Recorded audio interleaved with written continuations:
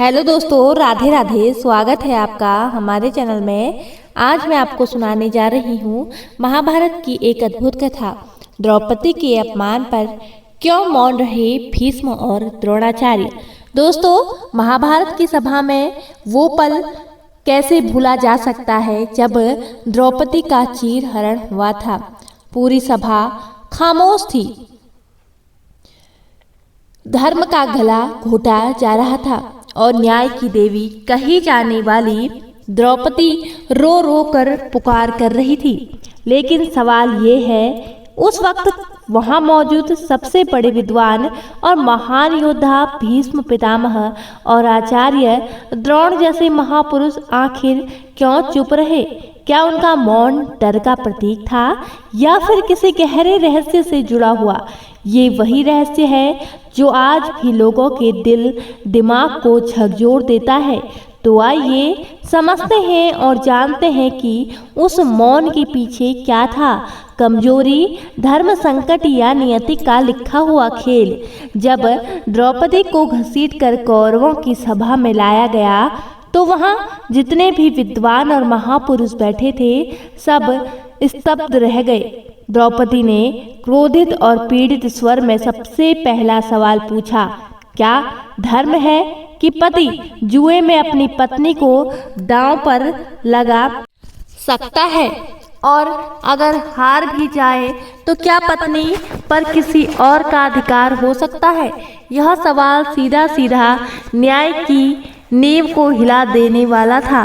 सभा में उपस्थित हर व्यक्ति के पास मौका था कि वे धर्म की रक्षा करे, लेकिन सबसे निगाहें झुका ली और खासकर भीष्म और द्रोणाचार्य जैसे महान विद्वानों का मौन द्रौपदी की पीड़ा से भी बड़ा प्रश्न बन गया। उनकी खामोशी से सभा का वातावरण और भारी हो गया, मानो धर्म की ही असमंजस में पड़ा हो। भीष्म पितामह को धर्मराज कहा जाता था, लेकिन उस सभा में उनका मौन सबसे ज्यादा चुभता है। असल में भीष्म जीवन भर प्रतिज्ञाओं से बंधे रहे। वे हस्तिनापुर की गद्दी के प्रति आजीवन वफादारी की शपथ ले चुके थे। दुर्योधन राजा की गद्दी पर बैठा था और भीष्म राज्यसभा में राजधर्म और व्यक्तिगत धर्म के बीच फंस गए। एक तरफ उनके सामने द्रौपदी जैसी बहू का अपमान हो रहा था, दूसरी तरफ उन्हें लग रहा था कि अगर वे राजा के खिलाफ बोलेंगे तो प्रतिज्ञा भंग होगी। यही धर्म संकट उनकी जुबान को बांध गया। वे जानते थे कि जो हो रहा है अधर्म है, लेकिन उस वक्त उनका विवेक भी भ्रमित हो गया। यही कारण था कि भीष्म पितामह अपने धर्म ज्ञान के बावजूद उस घड़ी में गहरी खामोशी में डूब रहे। आचार्य द्रोणाचार्य, जो वेद शास्त्रों और धनुर्वेदों के आचार्य माने जाते थे, वे भी उस सभा में मौजूद थे। उनके सामने द्रौपदी की पुकार गूंज रही थी, मगर उनकी जुबान बंद थी। क्यों? असल में द्रोण का जीवन एक और धर्म संकट में बंधा था। वे दुर्योधन के गुरु नहीं, बल्कि उसके पिता धृतराष्ट्र के राज्य के वेतन भोगी सेवक थे। उन्हें राज्यसभा में राजा और राज्य के प्रति निष्ठा निभानी थी। इसके अलावा उनके शिष्य ही उस अन्याय में शामिल थे, कौरव भी और पांडव भी। अगर वे बोलते तो उनके अपने शिष्य उनके खिलाफ खड़े हो जाते। यही द्वंद्व उन्हें मौन कर गया। द्रोणाचार्य जानते थे कि अन्याय हो रहा है, मगर वे अपने शिष्य धर्म और राजधर्म की दीवारों में कैद हो गए। यही कैद उनके मौन की सबसे बड़ी वजह बनी।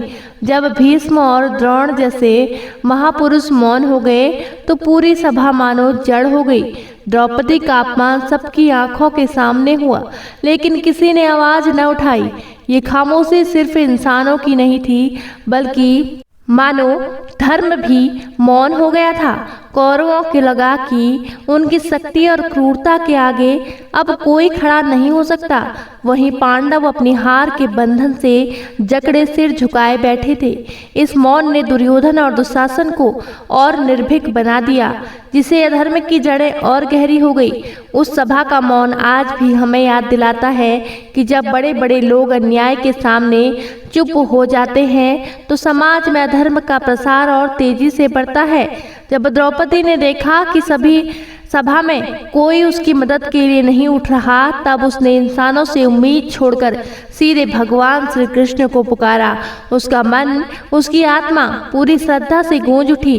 हे माधव, अब आपकी शरण ही बची है। कहते हैं उसी क्षण एक अद्भुत चमत्कार हुआ।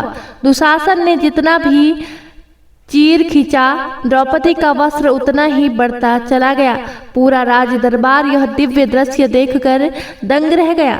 यह भगवान कृष्ण का अदृश्य हस्तक्षेप था, जिसने साबित कर दिया कि जब सारे दरवाजे बंद हो जाएं, तब ईश्वर का दरवाजा खुलता है। और उसी क्षण सभा में मौजूद सभी को एहसास हुआ कि अन्याय चाहे कितना भी शक्तिशाली क्यों न हो, अंततः धर्म और भक्ति की ही विजय होती है। भीष्म और द्रोणाचार्य का मौन सिर्फ धर्म संकट नहीं था, बल्कि उस समय का भय था जिसमें छिपा हुआ था। दुर्योधन ने सभा को अपने आतंक और सत्ता के बल पर जकड़ रखा था। जो भी उसके खिलाफ बोलता, उसे या तो राज्य से निकाल दिया जाता था, अपमानित किया जाता, या भीष्म जानते थे कि उनका विरोध दुर्योधन की सत्ता को चुनौती देगा और गृह युद्ध का बीज उसी क्षण बो देगा। वहीं द्रोणाचार्य भी समझते थे कि अगर वे खड़े होंगे तो उनके शिष्य उनके विरोधी बन जाएंगे। इस डर ने उनकी आवाज को बांध दिया। यह वही भय था जिसने महापुरुषों को भी उस घड़ी में कमजोर बना दिया और अधर्म को खुलकर खेलने की छूट दे दी। महाभारत सिर्फ युद्ध की कथा नहीं, बल्कि नियति का भी खेल है। द्रौपदी का अपमान कोई साधारण घटना नहीं थी, बल्कि उसी से कुरुक्षेत्र युद्ध की नींव रखी गई। ऐसा माना जाता है कि भगवान ने स्वयं भीष्म और द्रोणाचार्य की मौनता को उसी महान युद्ध का कारण बनने दिया। अगर वे उस दिन द्रौपदी का पक्ष लेते तो शायद अधर्म वहीं रुक जाता, लेकिन नियति चाहती थी कि पांडव और कौरव के बीच का संघर्ष चरम पर पहुंचे और धर्म अधर्म का निर्णायक युद्ध हो। इसलिए उनका मौन एक तरह से उस महायुद्ध का शंखनाद था। द्रौपदी का अपमान और सभा का मौन दोनों ही नियति की चाल थे, ताकि दुनिया को हमेशा याद रहे कि अन्याय का अंत केवल धर्म युद्ध से ही होता है।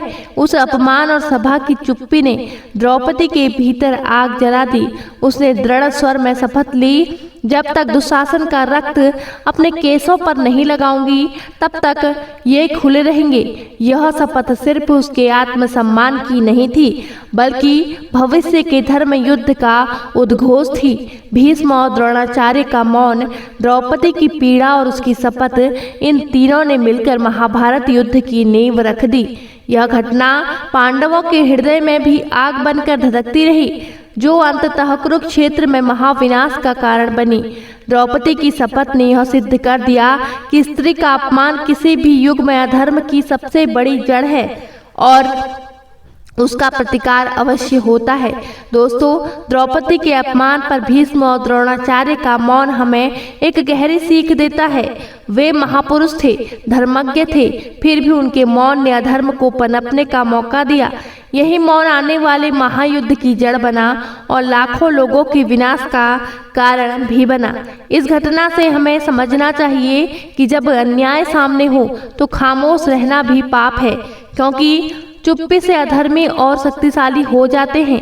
आज भी समाज में जब हम अन्याय, अत्याचार या गलत काम देखते हैं और मौन रहते हैं, तो कहीं न कहीं हम भी उसी सभा की चुप्पी का हिस्सा बन जाते हैं। तो सोचिए, अगर उस दिन कोई एक आवाज उठी होती तो शायद महाभारत युद्ध ही न होता। अगर आप भी मानते हैं कि अन्याय के सामने मौन रहना अपराध है, तो इस वीडियो को लाइक करें, अपनी राय कमेंट में जरूर लिखें और चैनल को सब्सक्राइब करना ना भूलें। दोस्तों, मिलते हैं अगली वीडियो में। तब तक के लिए जय श्री कृष्णा, जय माता दी।